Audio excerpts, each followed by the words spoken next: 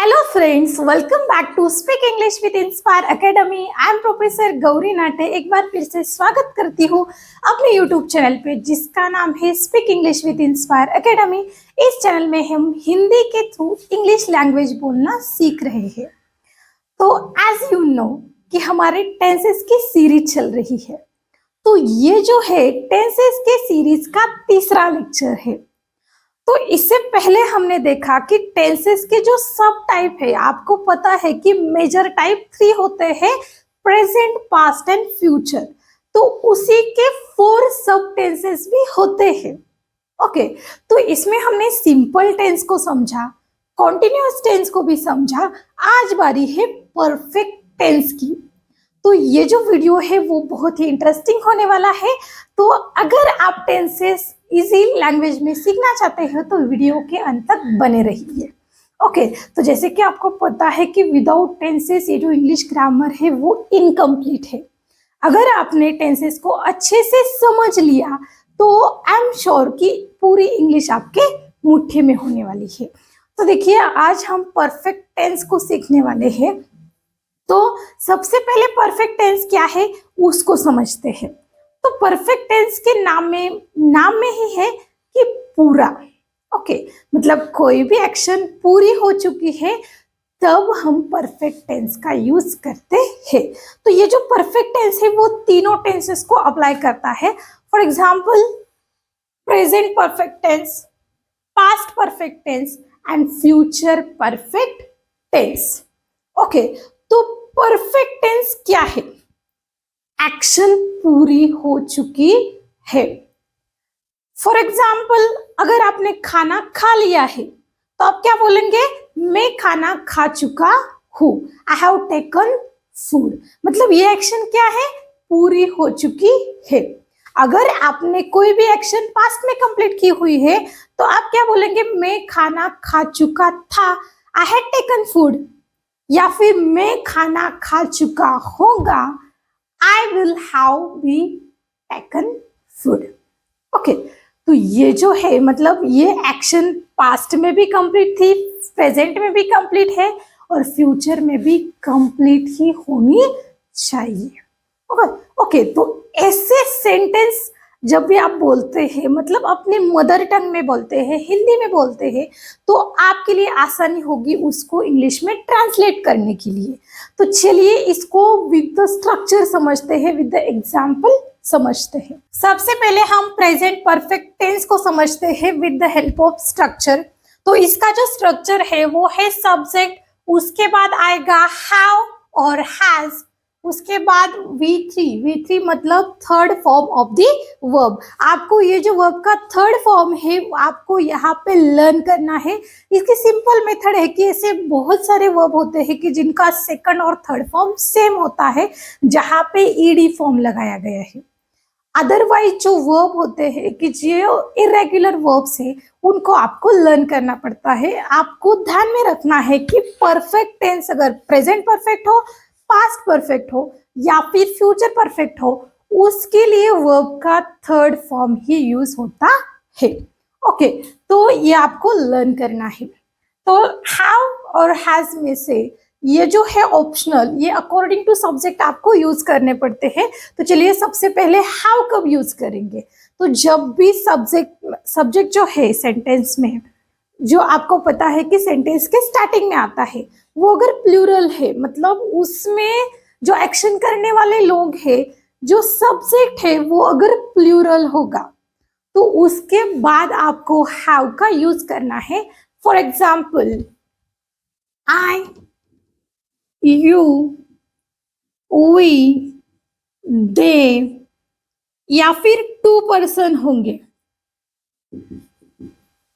Okay, यहाँ पे मैंने एक एग्जाम्पल लिया है, इसकी जगह आप कोई भी 2 लोगों को, 2 या 2 से ज्यादा लोग होंगे तो उसके बाद आपको यूज करना है हैव। अभी आप सोच रहे होंगे कि हैव ये सिंगुलर है तो यहाँ पे क्यों? आपको शुरू से मैंने बताया है कि आई ये एग्जेप्शन है ग्रामर में कि इसके बाद ये प्लूरल में उसका काउंट होता है, तो आई के बाद आपको हैव का ही यूज करना है। तो आई के बाद हैव आएगा, I have, you have, we have, they have, Raj and Rahul have.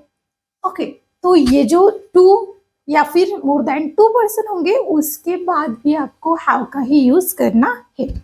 Has कब यूज करेंगे? अभी यहाँ पे अगर प्लूरल सब्जेक्ट के लिए हैव है तो सिंगुलर सब्जेक्ट के लिए क्या आएगा?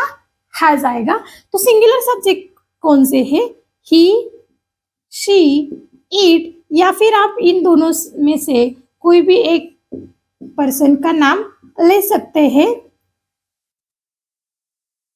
he has, she has, it has, Raj has। मतलब यहाँ पे ध्यान में रखना है, अगर प्लूरल सब्जेक्ट है तो उसके बाद हैव, और सिंगुलर सब्जेक्ट के बाद आपको हैज का ही यूज करना है। उसके बाद आएगा वी थ्री। ओके, तो देखिए यहाँ पे कुछ एग्जाम्पल से हम समझ सकते हैं। फॉर एग्जाम्पल अभी मॉर्निंग टाइम है तो आपने ब्रेकफास्ट कर लिया होगा, तो आप बोल सकते हैं कि मैं ब्रेकफास्ट पूरा कर चुका हूँ, मैं नाश्ता कर चुका हूँ। तो यहाँ पे आएगा I have taken food. Okay, I have taken food. तो टेक, टूक, टेकन, टेकिंग। तो टेक मीन्स लेना, तो उसका जो थर्ड फॉर्म है वो है taken. So let's move on past perfect tense. तो पास्ट परफेक्ट टेंस का भी यहाँ पे मैंने स्ट्रक्चर लिखा हुआ है। सबसे पहले यूज करेंगे सब्जेक्ट, उसके बाद आएगा had, then V3 is a compulsory for perfect tense, after that object. तो देखिए यहाँ पे दोनों में चेंजेस क्या है? खाली हेल्पिंग वर्ब हमें चेंज करना है। वर्ब का जो तीसरा फॉर्म है वो कंपलसरी आपको यूज करना ही करना है। मतलब खाली आपको हैव हैज की जगह यहाँ पे हैड का यूज करना है। यहाँ पे सिंगुलर सब्जेक्ट, प्लूरल सब्जेक्ट के लिए आपने हैव हैज का यूज किया। अभी सब्जेक्ट कोई भी हो, पर्सन एक हो, एक से ज्यादा हो, सिंगुलर हो, उसके बाद आपको कंपलसरी हैड का यूज करना है। हैड में दिखाता है कि ये जो सेंटेंस है, वो जो एक्शन है वो पास्ट में हो चुकी है। मतलब कोई भी एक्शन जो पास्ट में पूरी हो चुकी थी। ओके, मान लो आपने कोई भी काम पास्ट में पूरा कर चुका है, मतलब आपने अपना होमवर्क पूरा कर चुका था। ओके, तो कल, फॉर एग्जाम्पल कल आपने अपना होमवर्क पूरा कर लिया था, तो आप क्या बोलेंगे? मैंने अपना होमवर्क पूरा किया था, मैं अपना होमवर्क पूरा कर चुका था। तो इंग्लिश में क्या आएगा? I had completed my homework. Complete का जो थर्ड फॉर्म है वो आना है कंप्लीटेड। हैड आपको यूज करना है, I had completed my homework, पूरा कर चुका था। मतलब आपने पास्ट में जो भी एक्शन पूरी कर चुके थे आप, उसके लिए आपको पास्ट परफेक्ट का जो स्ट्रक्चर है उसको अप्लाई करके आप इजीली सेंटेंस को ट्रांसलेट कर सकते हैं। ओके, सब्जेक्ट कोई भी हो, आई हो, ही हो, यू, वी, शी, इट, या फिर किसी पर्सन हो, उसके बाद आपको हैड ही लगाना है। कोई भी सब्जेक्ट के आगे आपको हैड, उसके बाद वर्ब का तीसरा फॉर्म लगाना है। Let's move on future perfect tense. अभी फ्यूचर परफेक्ट टेंस क्या है? सबसे पहले ये समझते हैं कि पूर्ण भविष्य काल। ओके, तो मतलब कोई भी एक्शन फ्यूचर में हो चुकी होगी। ओके, तो स्ट्रक्चर देख लेते हैं। सबसे पहले सब्जेक्ट, आपको पता है कि फ्यूचर टेंस दिखाने के लिए हमें शैल या विल का यूज करना होता है। उसके बाद हैव, उसके बाद be, then V3 third form, and then object. अभी आपको पता है कि शैल कहाँ पे यूज करना है, विल कहाँ पे यूज करना है। आप आई और वी के बाद शैल का यूज कर सकते हैं, अदरवाइज आप ऑल सब्जेक्ट के लिए विल का यूज भी कर सकते हैं। फॉर एग्जाम्पल, मैं दिल्ली जा चुका होगा। ओके, तो मैं मतलब I shall have be gone to Delhi. अभी जाने के लिए वर्ब यूज होता है go, second form is went and third form is gone. I shall have be gone to Delhi. Okay, मैं दिल्ली जा चुका होगा। मतलब कोई भी एक्शन आपने फ्यूचर में पूरी कर ली होगी। अगर ऐसे सेंटेंस आपको बनाना है तो you can use same structure. Okay, तो चलिए इस परफेक्ट टेंस को कुछ एग्जाम्पल से डिटेल में समझते हैं। Let's see first example. अभी ये जो एग्जाम्पल है ये प्रेजेंट परफेक्ट टेंस रिलेटेड है। तो इसी सेंटेंस, ये तो खाली एग्जाम्पल है, इन्हीं सेंटेंस को लेके आप अपने डेली लाइफ के जो सेंटेंस है उनको कनेक्ट कर सकते हैं, उनको ट्रांसलेट कर सकते हैं। So first example is Sachin cricket खेल चुका है। मतलब सचिन की जो क्रिकेट खेलने की एक्शन है वो पूरी हो चुकी है प्रेजेंट में। है का मतलब क्या है कि अभी प्रेजेंट में हो चुकी है। सो यहाँ पे खेलने के लिए प्ले ये वर्ब यूज होता है। तो play first form is play, second form is played, third form is also played and fourth form is playing. तो आपको वर्ब का तीसरा फॉर्म यूज करना है played. Okay, so subject is Sachin. Sachin के बाद हैव आएगा या फिर हैज आएगा। जैसे कि मैंने बताया सिंगुलर अगर सब्जेक्ट है तो उसके बाद आपको हैज यूज करना है। तो ऑब्वियसली यहाँ पे सचिन के बाद आएगा has, because Sachin is a singular person. So Sachin has. अभी प्ले का थर्ड फॉर्म है played. Sachin has played cricket. Sachin cricket खेल चुका है। Sachin has played cricket. Next example is मैं खत लिख चुकी हूं। मतलब मेरी जो खत लिखने की एक्शन है वो पूरी हो चुकी है। तो यहाँ पे आई सब्जेक्ट के बाद आपको हैव यूज करना है। जैसे मैंने बताया आई के बाद हैव आपको यूज करना है। आई हैव लिखने के लिए वर्ब यूज होता है right, second form is wrote and third form is written. So we have to use here written. Written is a third form of write. So I have written a letter. मैं खत लिख चुकी हूँ। I have written a letter. Next is रिया अंग्रेजी बोल चुकी है। रिया की अंग्रेजी बोलने की एक्शन पूरी हो चुकी है प्रेजेंट में। ओके, सो सब्जेक्ट इज रिया और यहाँ पे बोलने के लिए हम वर्ब का यूज करते हैं स्पीक, स्पोक एंड स्पोकन। यहाँ पे स्पोकन यूज करना है V3। Riya, Riya is a singular person, that's why we have to use has here. So Riya has spoken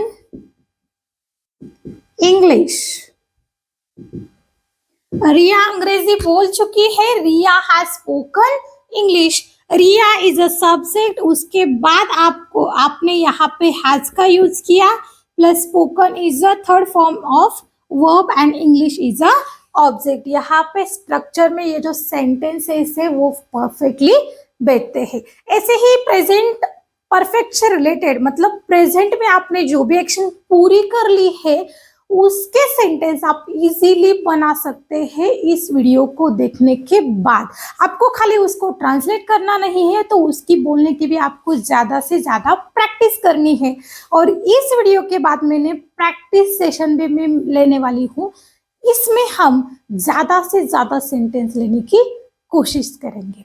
so let's move on past perfect tense. So past perfect के लिए हमें जो structure है वो है subject plus had plus V3 plus object. अभी यहाँ पे सिंपल है कि कोई भी सब्जेक्ट होगा तो भी आपको हैड यूज करना है और वर्ब का तीसरा फॉर्म तो हमें पता ही है। सो इसी सेंटेंस को हम पास्ट परफेक्ट में भी लेने वाले हैं।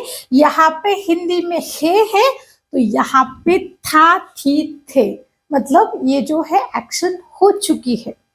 ओके, सो सचिन क्रिकेट खेल चुका था, मतलब उसकी जो क्रिकेट खेलने की एक्शन है वो पास्ट में हो चुकी थी, पूरी हो चुकी थी. ओके, थी से है past. So same, Sachin is a subject. Sachin के बाद आएगा हैड.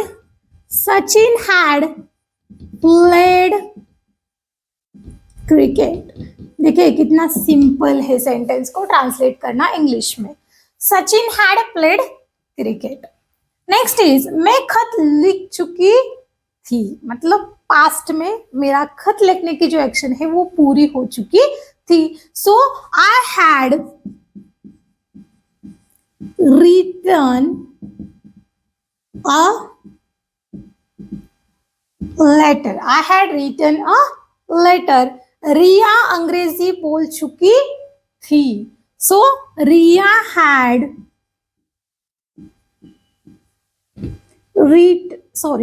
Riya had spoken. यहाँ पे बोलने की एक्शन है तो थर्ड फॉर्म आएगा spoken. Riya had spoken English. Here Riya is a subject plus उसके बाद आपको हैड यूज करना है. Spoken is a third form of the verb, then English is a object. Okay, next example देखिए. यहाँ पे फ्यूचर परफेक्ट की बात हो रही है अभी. इसमें थोड़ा सा स्ट्रक्चर को थोड़ा सा डिटेल में समझते हैं कि उसमें ऑप्शनल है. जहाँ पे हैड को कोई भी ऑप्शनल नहीं था, यहाँ पे शैल विल है. आपको ध्यान में रखना है कि सब्जेक्ट अगर कोई भी हो तो विल हर जगह चलता है. ऑल सब्जेक्ट के बाद आपको विल का यूज करना आना चाहिए या फिर आप कर सकते हैं. तो यहाँ पे हैव ये हमें परफेक्ट टेंस के लिए लेना पड़ता है एज अ हेल्पिंग वर्ब. उसके बाद बी का मतलब ही होगा ये होता है, तो बी भी हमें कंपल्सरी लेना पड़ता है. After that we can use V3. Okay, तो यहाँ पे आप विल का यूज हर जगह कर सकते हैं. अदरवाइज मैंने बताया है कि आई और वी के बाद भी आप शैल का यूज करेंगे. ओके, सो यहाँ पे सचिन क्रिकेट खेल चुका होगा मतलब ये जो एक्शन है वो फ्यूचर में पूरी हो चुकी होगी. ऐसे सेंटेंस के लिए आप इस स्ट्रक्चर का यूज कर सकते हैं. तो इसी सेंटेंस को हम ट्रांसलेट करेंगे. So Sachin is a subject.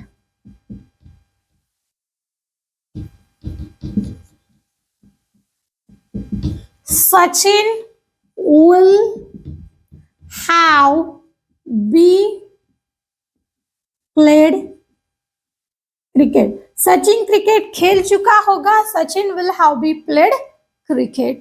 Then मैं खत लिख चुकी होगी मतलब मेरी जो खत लिखने की एक्शन है वो फ्यूचर में भी पूरी हो चुकी होगी. सो आई shall have be written a letter.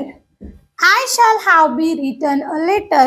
रिया अंग्रेजी बोल चुकी होगी. रिया will have be spoken English. Riya will have be spoken English. Here Riya is a subject, then shall will की जगह shall will में से हमने will का यूज किया plus have be, then V3 and then object. ये तो structure में अकॉर्डिंग टू स्ट्रक्चर हमने ये सेंटेंसेस बनाए हैं. अगर आप ऐसे ही सेंटेंसेस बनाना चाहते हैं या फिर उसको ट्रांसलेट कर सकते हैं. शुरू में आपको क्या करना है कि आप ऐसी सिचुएशन क्रिएट कीजिए कि मैं प्रेजेंट परफेक्ट में कौन से सेंटेंस आज बोला हूं, पास्ट में मैंने कौन सी एक्शन की थी या फिर फ्यूचर में कौन सी एक्शन पूरी कर चुका होगा. इसकी लिस्ट बनाइए और सबसे पहले उसको ट्रांसलेट कीजिए. और ये ट्रांसलेट करते करते आपको इस सेंटेंस की बोलने की भी प्रैक्टिस करनी है. इससे क्या होगा कि आपकी जो सेंटेंस मेकिंग एबिलिटी है वो डे बाय डे इम्प्रूव हो जाएगी. और जैसे ही वो सेंटेंस आप अपने प्रैक्टिकल लाइफ में अप्लाई करते हैं तो इससे आपकी जो लैंग्वेज है वो डे बाय डे इम्प्रूव होनी शुरू हो जाती है. तो ये सेंटेंस के सीरीज का जो एक टेंस सब टेंस है वो अभी बाकी है. So waiting for the next video. Thank you so much.